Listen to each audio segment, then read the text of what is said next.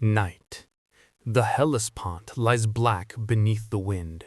Narrow water, but it feels like the edge of the world. On the sand behind me, campfires crackle, linen tents breathe in the cold, horses shift and snort in the dark. Men sleep with their spears stacked beside them as if they're hugging their own graves. I stand alone at the shoreline, where the surf keeps biting the land and pulling back again, like the sea is warning me to turn around. I'm not here for solitude. I'm here because before I order 40,000 men to step onto foreign soil, I need to hear the truth inside my own chest. Do I still fear death?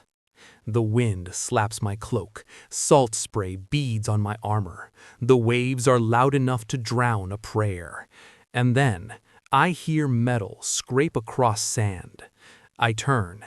At the edge of the firelight, where the fog thickens into a wall, there's a figure, helmeted, motionless, older than any soldier in my camp, the shape of a warrior, standing as if he belongs to the stories my mother told me when I was a boy. For a heartbeat, I think I'm seeing Achilles. Or maybe I'm seeing what my mind demands to see on the night before history opens its jaws.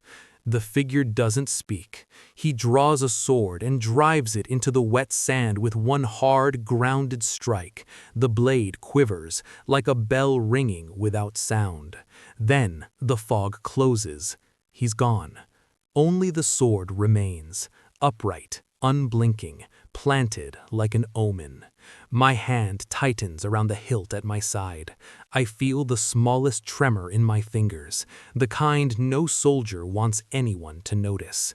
Not because I'm afraid of dying, because I suddenly understand what tomorrow will do to me. Tomorrow, I stop being a man who can still choose comfort. Tomorrow, I become a weapon, and weapons don't get to regret the targets they're aimed at. I turn away from the sea and walk back through the camp. Boots sink into the sand. Each step feels heavier than the last. Inside my command tent, lamplight flickers across maps and wax seals. Letters from the city-states sit in neat stacks. Promises, flattery, caution disguised as loyalty. Greece follows me because my father forced them to. They call it alliance. I know what it is. A collar. My father, Philip II, didn't give me bedtime stories. He gave me lessons, hard ones. He turned Macedonia from a kingdom the civilized world mocked into a war machine that could break the spine of Greece. He forged the pike wall. He taught infantry to move like one creature, not 10,000 men. He built cavalry that struck like a hammer at exactly the right second. He also taught me this: power doesn't come from being loved, it comes from being obeyed. And then he was murdered at a celebration with music in the air beneath the eyes of gods and men. The night my father died, my childhood died with him. I was young when I took the throne, and youth is a scent that draws predators. Every rival in the court smelled it. Every neighboring tribe tested it. Every city in Greece watched, waiting to see if I would flinch. Illyria rose. I marched. Thessaly wavered. I rode through the passes like a storm. Then Thebes, proud, ancient, certain of its own importance, decided to gamble that a young king wouldn't dare make an example of them. They were wrong. I gave them a choice: open the gates or face the consequence. They chose defiance. At dawn, the siege engines spoke. Stone slammed into stone until the walls shuddered. When the breach came, my men poured through like floodwater, shields first, blades tight, feet planted. In the streets, it wasn't glory. It was weight, sweat, and iron. Bodies fell where they stood. The city that challenged me became ash and silence. I can still hear it sometimes, faintly, when the wind is right. But kings don't have the luxury of turning back toward ghosts. A king walks forward and lets the dead follow behind. Now here I am, standing on the shore of Europe, with Asia across the water, and I know I burned my bridges long before I ever saw this sea. If I fail here, Greece will tear itself apart again, and they will place my head on a spike to prove that ambition is a disease that must be cured. If I succeed, the world will never fit back into the shape it was before. Outside, the camp is quiet, but it's the kind of quiet that belongs to a blade right before it falls. My commanders wait for my word. My soldiers sleep with hands that will soon be red. My horses are fed and restless. My ships are ready. And beyond the Hellespont lies the Persian Empire, vast, rich, arrogant, and old enough to believe it cannot die. People call them the superpower of the age. They burned the temples of Athens. They tried to make Greece kneel. For generations, we have told ourselves we would one day repay that debt in blood. But I'm not crossing for revenge alone. Revenge is a banner, useful, bright, easy to raise. What drives me is colder than that, a question that has followed me since I was a boy. How far can a man go before the world finally says no? I step back out of the tent and look toward the sea again. The fog has thinned. The moonlight lays a pale road across the water toward the far shore. I see the planted sword in the sand, still there, still upright. Maybe it's only a trick of the night, or maybe it's a warning. Either way, I understand it now. This isn't a crossing I can undo. Tomorrow, once the first boots hit Asian soil, there is no home the way there used to be. Only forward, only conquest, only consequence.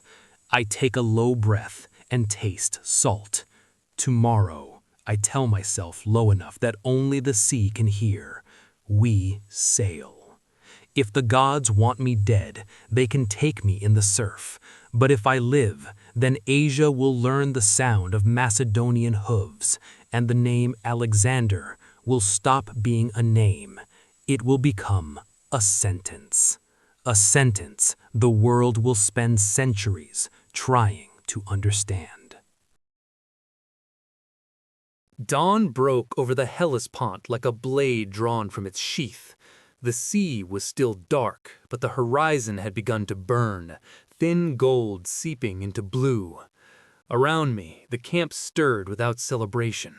No songs, no cheers, just the soft clatter of armor, the creak of leather, the low breath of horses. Men who knew that the first step across water could be the last step they ever took. I boarded first, not because I needed the honor, but because an army watches its king the way a storm watches the sky. If I hesitated, they would feel it. If I moved, they would move. The ship rocked under my boots. Ropes snapped in the wind. Oars bit into the water in a steady rhythm, wood and muscle pulling us toward Asia. I stood at the prow, eyes fixed on the far shore. When we struck land, I jumped down into the shallows. Cold water hit my legs, mud pulled at my boots, and as soon as my feet found solid ground, I did what I needed every man behind me to remember for the rest of his life. I picked up a spear. I weighed it once in my hand, like testing the balance of a decision, and then I hurled it onto the soil of Asia. Not a gesture for the gods, a message for my soldiers. This land would not be negotiated for. It would be taken. And then the army came ashore, one wave after another, steel, wood, breath, the smell of wet leather and salt and sweat, banners lifting into the morning wind as if they could already taste victory.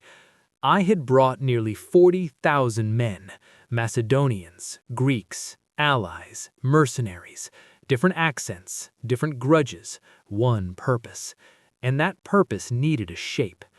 At the center was the phalanx, our wall of pikes, men drilled until their bodies moved like parts of a single machine. When the pikes leveled, it wasn't a line of spears, it was a moving fence of iron.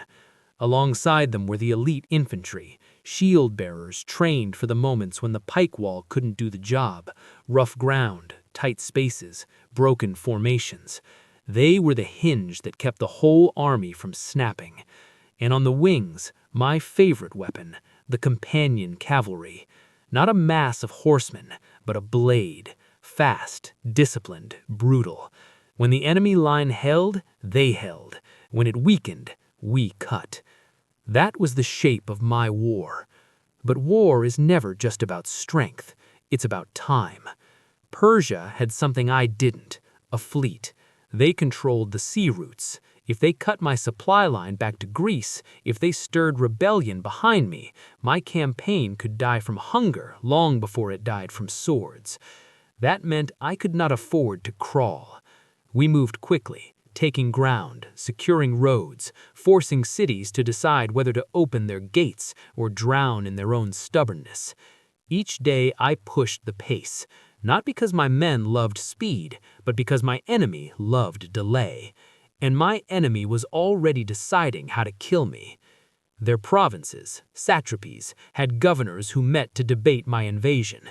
I heard they had a Greek in their service, Memnon of Rhodes, a professional, a man who understood how Greeks fought and how Macedonians killed. Memnon advised them to do the one thing that could truly cripple me: burn the crops, empty the villages, withdraw into the interior, starve me, let the land do the work. It was the correct plan, and it terrified me. But pride is a disease in empires. The satraps did not want to scorch their own provinces. They wanted a battle, a clean victory, something they could claim as their own. So instead of letting famine strangle me, they chose to stand and fight. They chose the river Granicus. When the scouts brought that report, I felt something close to relief. Not because I underestimated Persia, never that, but because a battle is a problem you can solve with steel. Starvation is a problem that solves you. I ordered an immediate march. No comfortable pace, no long rest. We moved hard, day after day, pushing men and horses until the road felt like it was trying to break our legs. Dust coated our tongues, armor rubbed skin raw. But I wouldn't let the army slow enough to start imagining defeat. Because once soldiers start imagining defeat, they don't need an enemy to fall apart. As we neared the river, the air changed. You can feel it when battle waits ahead. The silence becomes heavier. Men speak less. Even the horses seem to listen. Then I saw Granicus. Not a massive river, but enough. The far bank rose steep, and along that rise sat the enemy, a line of cavalry packed so tightly it looked like a wall made of horses and spear points. Behind them, more men, more banners, the colors of an empire drawn up to stop my name from moving any farther east. Parmenion rode beside me, older, careful, seasoned by decades of war. He studied the river and spoke the obvious truth. Attack now and we risk chaos. Wait for morning, find a better crossing, keep order. I respected his caution, but I also knew what the enemy needed most: time. Time to get comfortable. Time to believe they controlled this battlefield. Time to let my men stare at that wall of cavalry and begin to think, maybe we can't. So I looked at the river, and I made my choice. The same choice I always make. If the enemy expects caution, I give them speed. If they expect fear, I give them pressure. If they want time, I steal it. I raised my hand, just once, and I let the war loose. Granicus wasn't a great river, not like the ones that cut continents in half. But that day, it might as well have been an ocean. The water was cold and fast enough to steal your footing. The riverbed was slick with stone, and the far bank rose up steep, like a wall built by nature itself. On top of that wall waited the Persians. A solid line of cavalry, packed so tightly it looked like a fence made of horses, armor, and spear points. Their banners lifted in the wind. Their nobles stood where they could be seen, convinced they had chosen the perfect place to stop me. Behind them, the infantry waited. Men hired with gold, men who fought for coin, not for a homeland. Parmenion wanted to wait. He wanted daylight, order, the safest crossing. He wasn't wrong. He was being a soldier who planned to survive. But I wasn't here to survive. I was here to break the enemy before they could believe in their own strength. Because once an army believes it cannot be touched, it becomes harder to kill. And once my own men began to imagine how many Persians waited across that river, fear would spread faster than any cavalry charge. So I decided to move before fear had time to grow roots. I gave the order. The horns sounded. The front squadrons plunged into the water. Hooves hit the current and splashed white. Armor dragged men down. The river fought them like a living thing. And then the missiles came. Javelins, arrows, darts. They hit shields with a hard, ugly thud. They struck horses in the neck and shoulder. A horse screamed, high and raw, and collapsed into the water. A rider disappeared beneath the churn for a second, then came up, coughing, still trying to push forward like the river hadn't already tried to bury him. This was the moment armies break. Not when the enemy hits them, when the ground itself turns hostile, when every step forward feels like a mistake. I drove into it anyway. I took the right wing, the companions, the elite infantry, the best skirmishers, and aimed straight at the thickest part of the Persian line. Not because it was easy, because it was where their leaders were gathered. If you cut the head, the body forgets how to move. My horse's hooves slid on stones. The river tugged at my legs like hands trying to pull me down. The bank ahead felt impossibly high, but we climbed it, scrabbling, forcing our way up, pushing through water and mud and steel. The instant we reached the far bank, the battle became a crush. Horses slammed into horses, men collided chest to chest. There was no room for elegant swings, no space for heroic poses. Just tight, brutal work, shield pressure, short cuts, stabbing thrusts. I killed the first man at the top of the bank with a quick thrust. He fell backwards into the river like a stone. Another came in immediately, lance aimed at my chest. I turned my horse, deflected the point, and felt a jolt travel through my arm. The force was real, bone deep. The Persians fought hard. They fought well. They fought like men defending their own land. And for a moment, the river crossing felt like a mistake, even to me. Because the enemy wasn't giving ground. They were trying to shove us back into the water, trying to turn the river into a slaughterhouse. I pushed deeper into the press, hunting the nobles. I could see their better armor, their finer horses, their confidence. They expected me to hesitate, to stay behind my men like most kings do. I did not. That was when the sword came down. A Persian noble broke through and struck at my head. The blow rang against my helmet like a hammer on an anvil. My vision flashed white. For half a heartbeat, the world tilted. I tasted metal in my mouth. Before I could fully recover, another rider came from behind. I saw the movement late, just the glitz of a blade angling toward my neck. One clean cut, and this campaign ends here. Not with legends, with a king bleeding into a river. I could not turn fast enough. I could not raise my shield in time. And then, steel met steel. Clytus the Black crashed into the space beside me. He didn't shout. He didn't hesitate. He swung once with the full weight of his body behind the blade, and the Utcher's arm came off. It dropped into the water, and the river carried it away like it was nothing. Clytus saved my life. I don't know if the men around us understood what they had just witnessed. They only saw the king still alive, still upright, still attacking. But I felt it. For a second, I felt the cold truth of how thin the line is between a conqueror and a corpse. Then the rage took me. Not blind madness, focused fury. The kind that turns fear into fuel. I drove forward again, deeper into the nobles, striking at the center of their command. Every time my sword hit, I felt the resistance. Bone, armor, leather, the weight of a real body giving way. And still, the river behind me boiled with movement, because now the rest of my army was crossing. This is what the Persians didn't fully understand. A cavalry fight at a riverbank is chaos, unpredictable, fragile. But behind my cavalry came the one thing that turns chaos into a death sentence: the pike wall. The phalanx entered the water in disciplined ranks, pike shafts angled up, men braced against the current and climbed the far bank like a living machine. When they reached the top, the spearheads lowered together, and the air seemed to change.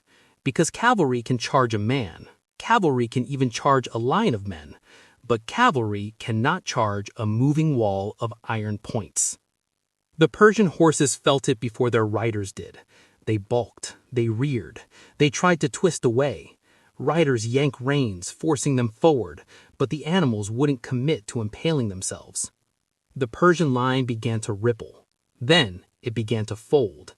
Then it began to break. Once the first men ran, the rest followed, because panic spreads like fire in dry grass. The Persian cavalry fled, and behind them, the infantry, the Greek mercenaries, stood stranded. They hadn't even had time to properly form up.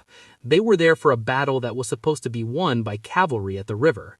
Now the cavalry was gone, and they were alone on the bank with a Macedonian army closing in. Some of them raised their hands. Some called out in Greek. They thought I would spare them because they spoke my language, but all I saw was the danger they represented. Greek soldiers taking Persian gold to kill Greeks, a wound in our own people that could spread. So I made a decision that would stain the river as much as any Persian blood. I ordered them surrounded. The phalanx pressed in from the front. Elite infantry closed the flanks. Cavalry sealed the rear. The mercenaries tried to back away, but there was nowhere to go. The river behind them, steel in front. Their formation collapsed into desperation, then into slaughter. When it was finished, the battlefield fell quiet in the way battlefields never truly are. Quiet except for the dying, the wounded, and the horses. I rode along the bank and looked down at the water. It was still flowing, still cold, still indifferent, but it carried the proof of what had happened. Granicus was my first great test in Asia. It wasn't just a victory, it was a message. To my army, follow me and even rivers will not stop us. To Persia, your border has been crossed and it will not close again. And to myself, more quietly, more honestly than I ever admit out loud, I had survived my first step into the unknown. Now I had to keep moving, before the empire found a way to make the next step my last.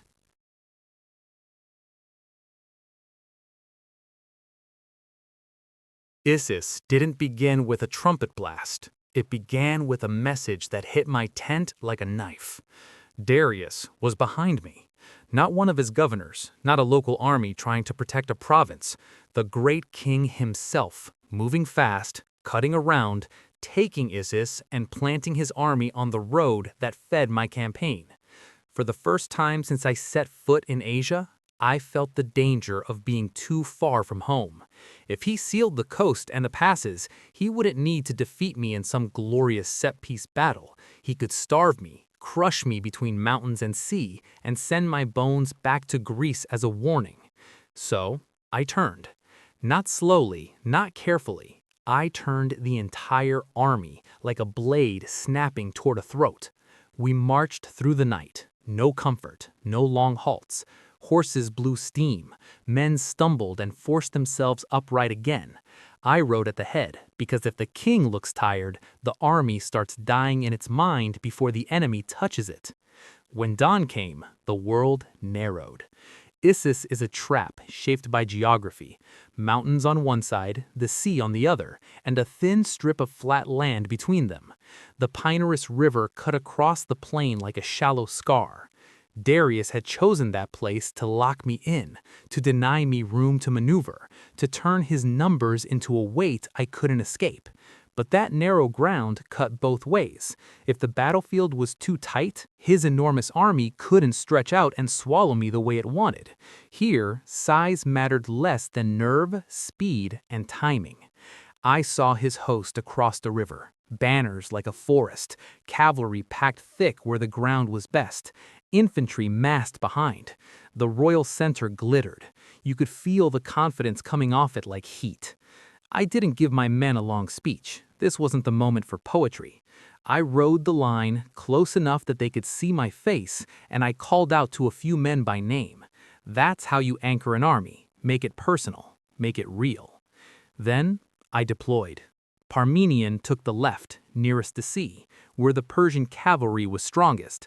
I trusted him, but I also knew what I was asking of him, to hold a cliff edge while a storm tried to push him into the water. The phalanx formed the center, pikes forward, armor tight, ranks deep, our spine. And I took the right, toward the foothills with the companions and the best foot troops. That was my hammer. That was where I intended to break the battle open. Darius waited behind the Pinarus, expecting me to cross into his teeth. Good. I didn't come to negotiate. I came to end this. The signal went out. We moved. My right wing surged forward, down toward the river, fast enough that the enemy didn't have time to settle into comfort. Water splashed up around horses' legs. Arrows flicked through the air. Men on the far bank threw missiles into the crossing. The river tried to steal our footing, but we didn't slow. We hit the far bank, and the fight became a crush of iron and breath. Horses slammed into horses, shields punched into ribs, swords and spears worked in tight spaces, short and brutal. No theatrical swings, just the hard physics of bodies and steel colliding. We pushed the Persian right back, step by step, until I felt the lines start to bend. But then the center faltered. In the middle of the battlefield, the phalanx was struggling. The ground was uneven, the river crossing had disordered some ranks, and Darius's Greek mercenaries, disciplined, heavily armed, were doing what good infantry does when it smells weakness. They pressed. Our pikes couldn't always find clean angles. Men were being forced back. A gap began to open where no gap should exist. That's how armies die, not with a roar, but with a seam. I saw it from the right and understood it instantly. If my center broke, it wouldn't matter if I won the flank. The Persians would pour through and roll my army up from the inside. That's what Darius wanted. One collapse, then annihilation. So I did the only thing that could stop it in time. I pulled the companions back to a tighter wedge, no hesitation, no debate, and I turned the wedge toward the heart of the Persian line, straight at the king.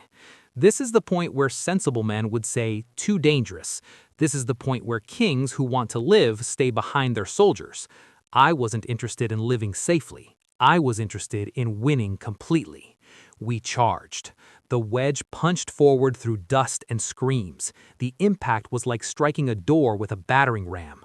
Horses drove shoulder first into bodies. Lances hit shields and deflected. Men fell. My riders followed through, because the moment you slow in a charge like that, you die under the weight of the crowd. We broke into the space beside the mercenaries, threatening their flank, and their pressure on my center loosened. Not because they suddenly feared death, because they suddenly feared being surrounded. That split second was enough. The phalanx steadied and surged back forward, pike points leveled, the seam closed. Now the battle could be decided. I drove deeper toward the heart of the Persian line. I could see the king's position more clearly now. The guards, the standards, the heavy mass of men trying to keep one figure safe. I wasn't trying to kill every man in front of me. I was trying to kill the idea that Darius could stand. And then it happened again, just like it had at Issus in the stories people will later tell. Darius broke. He turned his chariot and fled. I didn't hear the order. I didn't see a messenger. I saw it with my own eyes. The great king retreating, the royal standard moving away, the bodyguards scrambling to cover his escape. The effect was immediate. An army doesn't collapse when it loses men. It collapses when it loses certainty. Once the news spread, once soldiers realized the king had left, the Persian line didn't just fall back, it unraveled. Units began to run, banners tilted, the battle became pursuit. But the fight wasn't over for my army. On the left, Parmenion was still locked in a desperate struggle against the best Persian cavalry. If they broke through there, they could swing behind me, hit my rear, and turn victory into disaster in a heartbeat. So I wanted to chase Darius. Every part of me wanted to ride him down and end the war right there, on that narrow strip of land between sea and mountain. But kings don't fight only for their own desires. They fight for the survival of the whole line. So I turned away from glory and rode to my left. We hit the Persian cavalry with fresh force. The clash was vicious, closer, bloodier, and more desperate than anything in the center, because cavalry fighting cavalry is always personal. You see faces, you feel impacts, you hear horses scream. And then finally, the Persian horsemen began to peel away. When they heard their king had fled, they lost the reason to die. The battle ended in massacre. When the dust began to settle, we entered the Persian camp and found the spoils of a king: gold, fine gear, tents like palaces. And then we found Darius's family, his mother, his wife, his children, alive and terrified. I gave a clear order: they would not be harmed. Not because I needed to be kind, because I needed the world to understand something about what I was becoming. I wasn't just defeating Persia on the battlefield anymore. I was stepping into its throne room. And after Issus, the road ahead no longer looked like a gamble. It looked like a march toward a crown. Issus gave me victory, but victory alone doesn't end a war. Persia still had the sea, and the sea could kill my campaign without ever meeting my army in battle. Their fleet was the threat I couldn't ignore.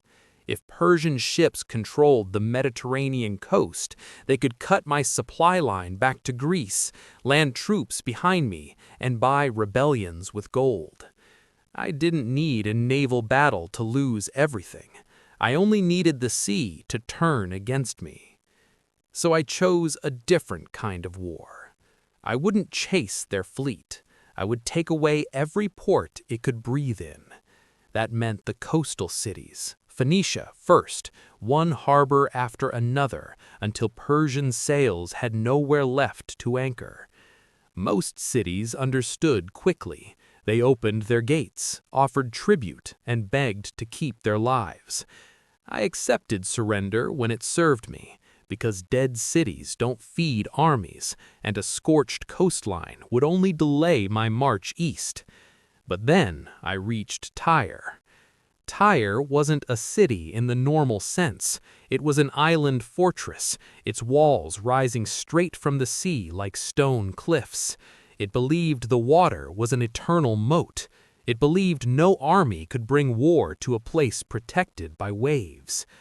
When their envoys refused to submit, I looked across the water at those walls and made a decision that would either make me a legend or break me.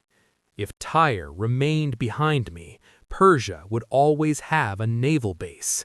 The fleet would always have a home. The sea would never be safe. So Tyre had to fall. The problem was simple and impossible. There was no land bridge, no shallow ford, only open water and a city that laughed at ladders. So I did what kings do when the world says impossible. I forced the world to change shape. I ordered my engineers to build a causeway. Stone by stone, we threw the coastline into the sea. Men hauled blocks until their shoulders bled. Carts creaked, ropes snapped, waves slapped the growing road as if trying to drag it back under. Every day the causeway reached a little farther, and every day Tyre answered with arrows, stones, and fire. The defenders were skilled. They fought like sailors and soldiers at once. From their walls, they rained missiles onto our workers. From the sea, they attacked the flanks of the causeway with fast boats, trying to break the construction before it could threaten them. To protect the work, I built siege towers, tall wooden giants, rolled out onto the stone road. From their platforms, my archers fired back, and catapults hurled stones at Tyre's walls. For a moment, it looked like we might force the city to crack. Then Tyre struck with fire. They launched a fire ship, packed with pitch and timber, driven by wind and current, straight into my siege works. Flames leapt with a hungry speed. The towers caught, the scaffolds burned. Smoke rolled across the causeway, thick enough to choke. Men screamed as they tried to drag burning beams away, trapped by their own armor and the narrow stone road beneath their feet. Fire is the one enemy even brave men fear, because it doesn't care about courage. That day, Tyre proved it would not die easily. That day, many of my men believed the sea itself was against us. But I did not abandon the siege. I ordered the towers rebuilt, stronger. I widened the causeway. I gathered ships from the coastal cities that had already submitted, turning their fleets into my own.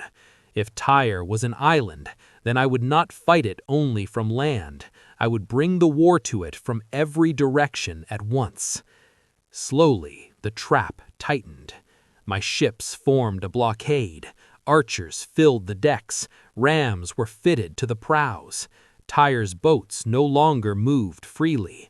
Their harbor became a cage. On the causeway, the siege engines hammered one section of wall until stone began to crumble. Day after day, the same spot took the punishment, cracks spreading, dust falling like powdered bone. 7 months. That's how long it took. 7 months of labor, frustration, blood, and salt. And then the wall finally broke.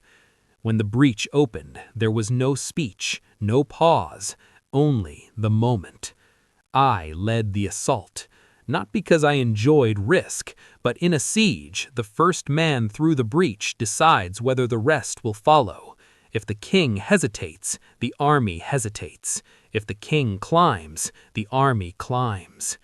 We surged over rubble with shields raised. The fighting at the breach was brutal and close. Men shoved men off broken stone. Swords struck helmets with dull, sickening impacts. The air was thick with dust and smoke and the taste of iron. When we got onto the wall, the city was already dying. From the sea, more of my men poured in. From the causeway, the tide of infantry pushed deeper. Tyre's defenders fought street by street, but the trap was complete. Tyre fell, and Tyre paid the price for making me wait. The punishment was harsh, killing and enslavement, because Tyre had taught me that mercy can become weakness if it invites every city to resist for months. The message had to be clear. Resistance would be met with ruin.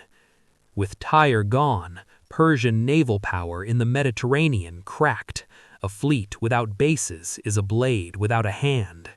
But one obstacle still blocked my road to Egypt: Gaza, a fortress on the desert edge, perched above the coast like a clenched fist. It refused to submit. So I laid siege again. This time the enemy wasn't the sea, it was sand and stubborn stone. We built ramps and towers under blistering heat. The defenders rained missiles down. Men died climbing walls that seemed higher each day. During one assault, I was hit, wounded badly enough that the blood soaked into my armor. Pain is a strange thing in battle. It can either force you back into fear, or it can strip you down to pure focus. I refused to leave the field. I let them bind the wound. Then I returned to the ramp and climbed back into the fight, because my men needed to see one thing: the king can bleed and still advance. Eventually, Gaza broke. When its gates fell, the road to Egypt lay open. And then something strange happened, something almost peaceful. Egypt did not fight me. At Pelusium, the Persian governor surrendered. The province changed hands without a major battle. Priests welcomed me as a liberator from Persian rule, and in Memphis they crowned me pharaoh. I stood in ancient halls and felt the weight of an older world settling onto my shoulders. But I wasn't there to become Egyptian. I was there to make sure the West stayed secure while I hunted the heart of Persia. At the mouth of the Nile, I founded a city, Alexandria, placed like a spear point on the coast, a future harbor for trade, ships, and empire. Then, driven by a need I could not fully explain, I went into the desert to Siwa, an oracle older than kings. The journey was harsh: sun, sand, thirst, silence. The kind of silence that makes a man hear his own ambition too clearly. At Siwa, the priests called me the son of Amun. I didn't need the words to be true in the way peasants mean truth. I needed them to be true in the way armies understand truth. A king who wins battles inspires loyalty.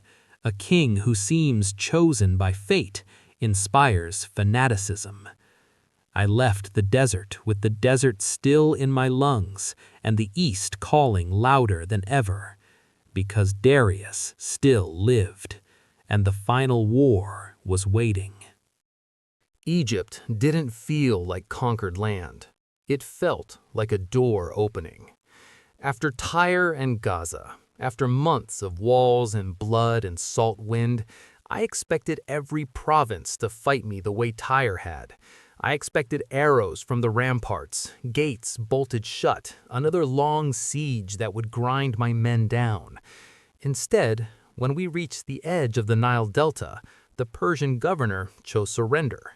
No grand battle, no heroic last stand, just a quiet decision made by a man who could read the direction of the world.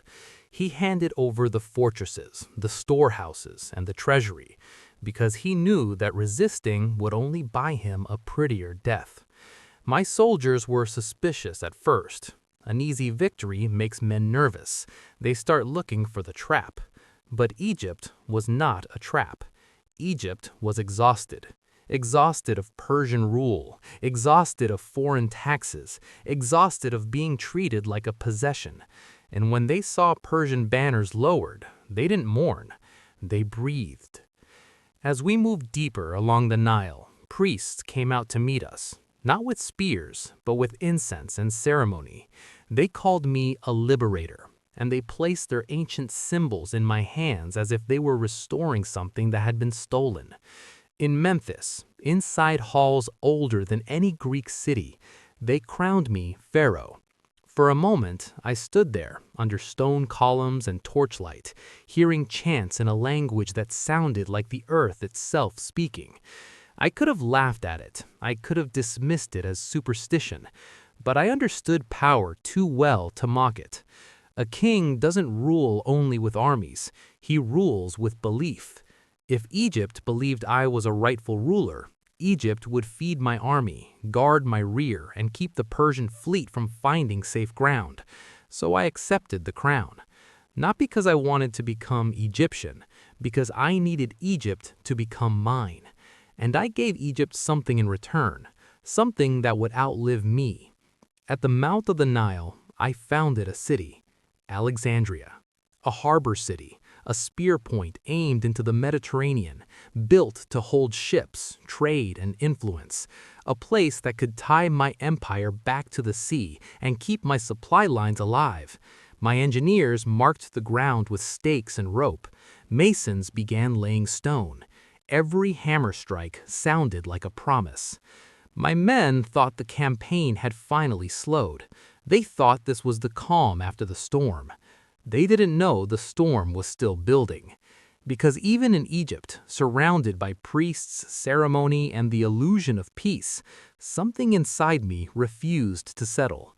I'd beaten Persia's armies in the west. I'd broken their coastal bases. I'd taken their gold and their cities.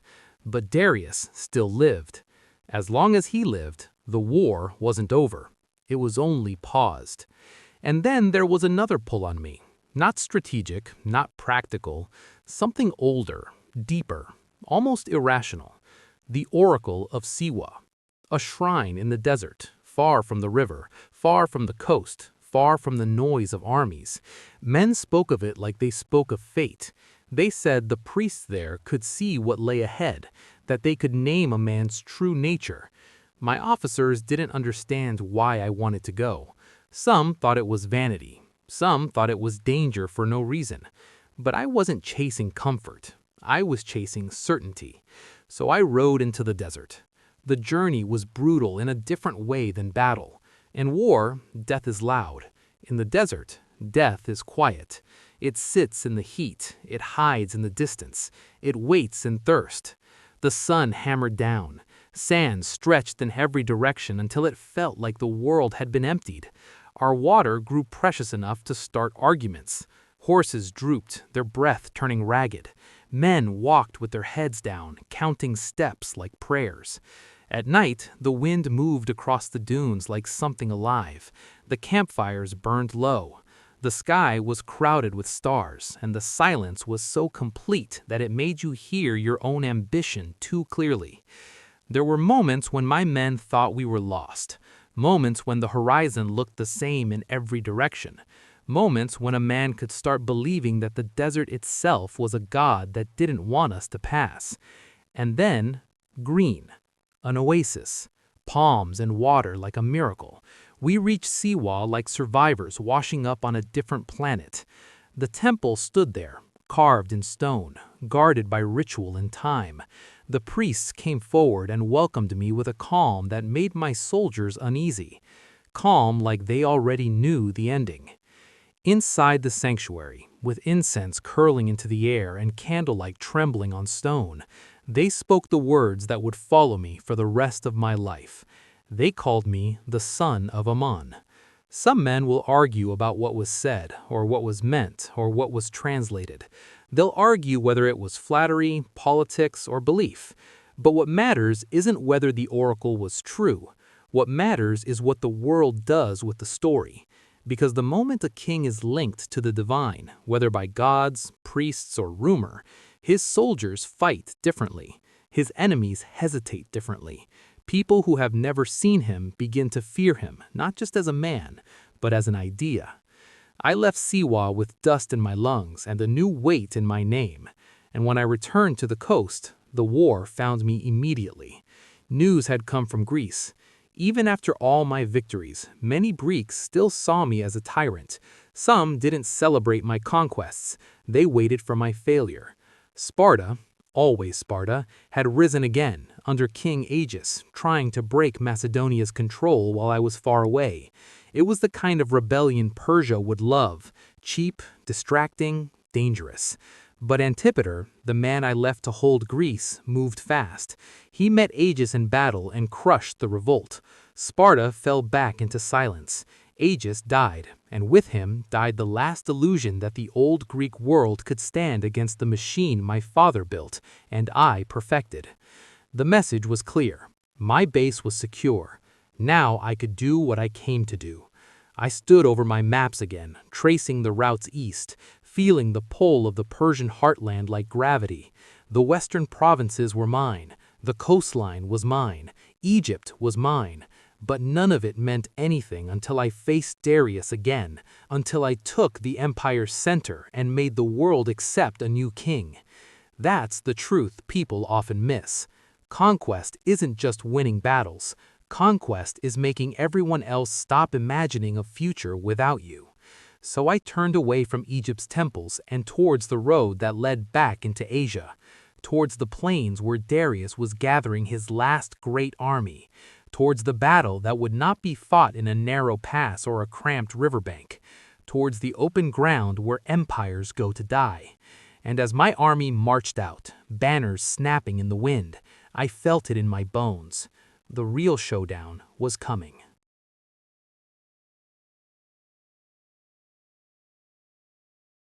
Darius chose Gaugamela to be my deathbed. No more canyons like Issus, no more narrow plains. Here was a wide, cleared, leveled plain for the scythe-wielding chariots to rush through like a whirlwind.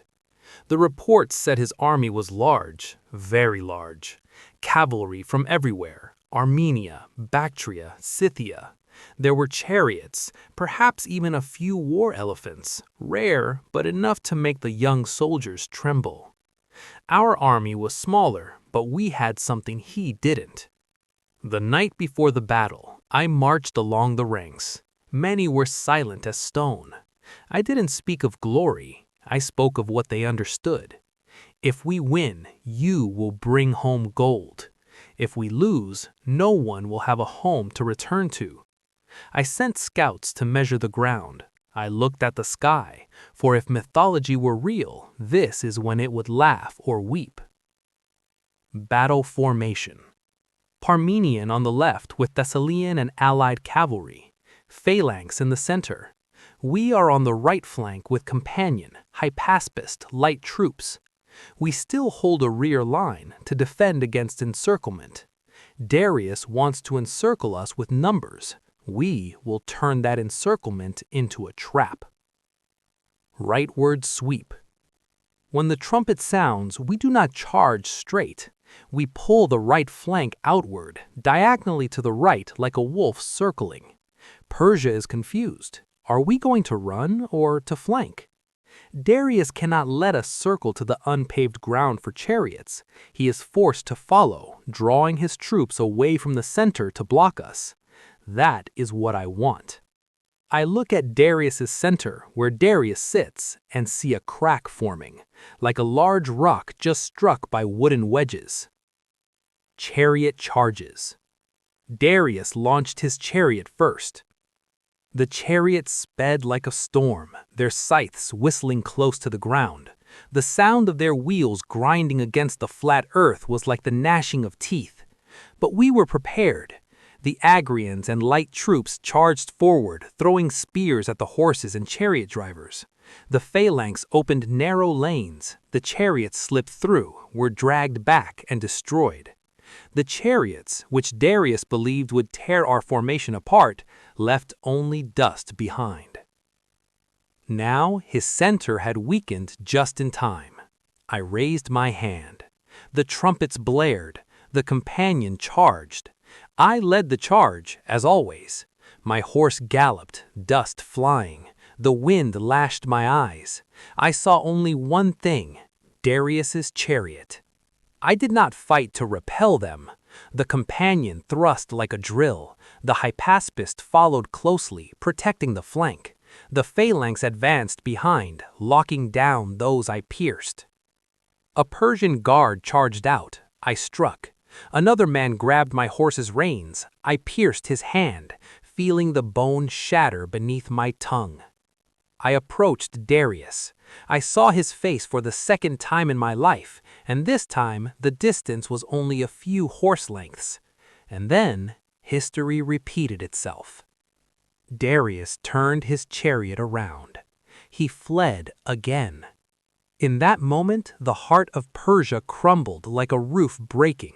People didn't die from being killed, they died from believing they had lost. I wanted to pursue, to finish him off, but just then, a message like a knife to my ear. The left flank, Parmenian, cornered. A portion of the Persian cavalry had broken through, some even leaving to raid the camp, but that chaos could still kill Parmenian and split our formation in two. I gritted my teeth.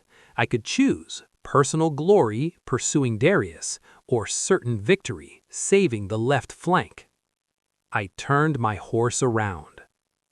Blood on the left flank. This was the most brutal part of the battle.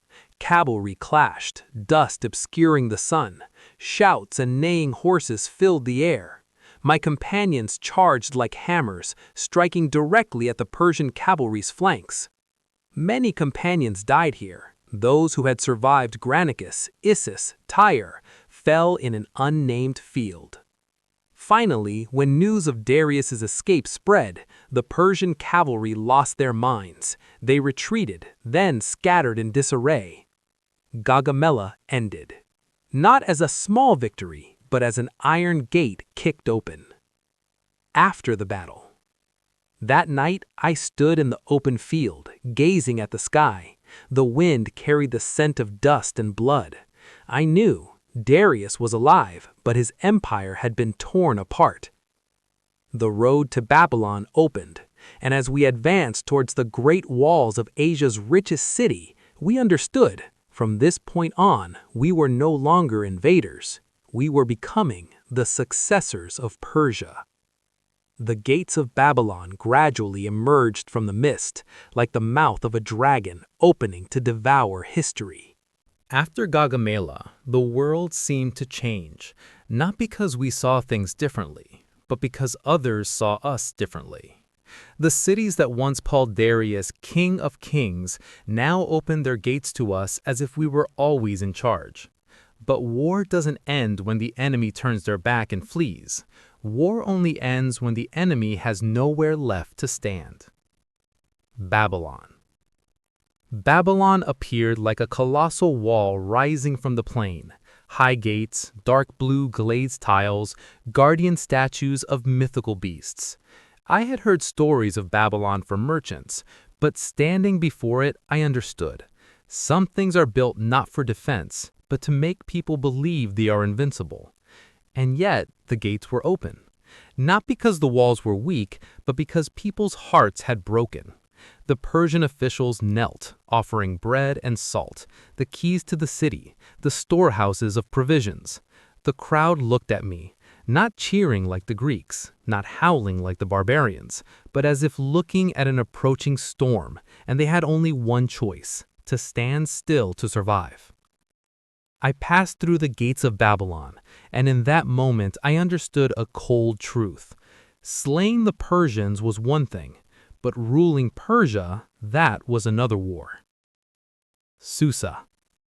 From Babylon to Susa was the Golden Road, and in Susa gold truly piled up like mountains. The Susa treasury was not like spoils of war, it was like the backbone of the empire. When it fell into my hands, I knew Darius would no longer have enough world to rebuild his world. I sat on the throne of the Persian kings. The seat was cold, but the feeling of power was not cold. It was hot as iron just taken from the furnace. Sitting there, I was no longer just Alexander of Macedonia. I was becoming what Asia was forced to acknowledge, the successor. And then, the road to Persepolis called my name. Persian gates. The Zagros Mountains rose steeply, a narrow, bottleneck-like pass. The wind blew like a knife. The Persians finally decided to fight properly, not confront the phalanx on the plain, but block us in the mountain pass, where the long Sarissa became a burden, where a small number of troops could kill a large number. Here, a Persian general, sources call him Ariobarzanes, stationed his troops and blocked the road like a chokehold. I entered the pass, and hell opened its mouth. Rocks rolled down from above like meteors. Spears and arrows rained down. The front line was crushed. Men fell on top of each other. Horses panicked, trampling corpses. I pulled my troops back before the entire army was chopped up in the mountain pass. Parmenion looked at me. His eyes said what he didn't say. Finally, the Persians are fighting like men with brains. I was not angry. We only calculated. At night, I led an elite force along a mountain trail. Some sources say a local guide. Sharp rocks cut through shoes. No one was to speak. Only breathing and the sound of armor scraping against the rocks could be heard. While it was still dark, I was behind them. Sound. Trumpets. We attacked from two sides. The Persians panicked, turning left only to be slashed, turning right only to be stabbed. The Gareen was so narrow they couldn't run, they could only fall. The Persian gates fell, and before me, Persepolis, the ceremonial heart of the empire, opened like a giant jewel box, waiting to be unlocked. Persepolis was not like Babylon. Babylon was a living city. Persepolis was a city of ritual, built for Persian kings to ascend, look down upon the world, and believe that the gods had chosen them. The stone steps, the tall columns, the reliefs of the tribute processions, all a hymn to power. I walked through the great halls and heard in my head the whispers of history. Athens burned in 480. The temple was destroyed. The Greeks fled in ashes. I had told my army that I had come to avenge Greece. That was the banner. But standing in Persepolis, that banner became a real fire. One night, at the feast, wine flowed like a stream. Words became as light as smoke. And then, Persepolis was burned. Ancient sources disagree. Some say I gave the order deliberately to take revenge. Others say it was an impulsive act fueled by the wine and the festive atmosphere. I cannot be certain of absolute truth, but I know one thing for sure. Persepolis burns, and the world will remember me by that fire. As night falls, I stand watching the pillars of stone burning red, ashes flying into the sky like flocks of black birds. Amidst the crackling of the burning wood, I imagine I hear Achilles laughing, not a joyful laugh, but the laugh of fate. You want greatness? Then pay the price. That fire was both a victory and a stain that will never be washed away. The hunt for Darius. Darius fled to Media, then eastward to Parthia, then Bactria, where the empire was still far away, still desolate, still with enough space to rebuild a new army. I did not intend to give him time. I led the pursuit. The journey seemed endless. Food, horses, men, everything dwindled day by day. But I understood, if Darius lived long enough, war would be reborn. And then, the news came like a knife. Darius was betrayed. By his own men, a man named Bessus, a Bactrian satrap, captured Darius, and when he saw me approaching, he killed him and declared himself king. I arrived too late. Darius's chariot lay abandoned. His body, the king of an empire, lay like an ordinary man, blood soaking into the dust. No throne, no banner. I looked at him, and in that moment I felt no joy. I saw only a bitter truth. The empire did not die because of a strong enemy. The empire died because of a rotten loyalty.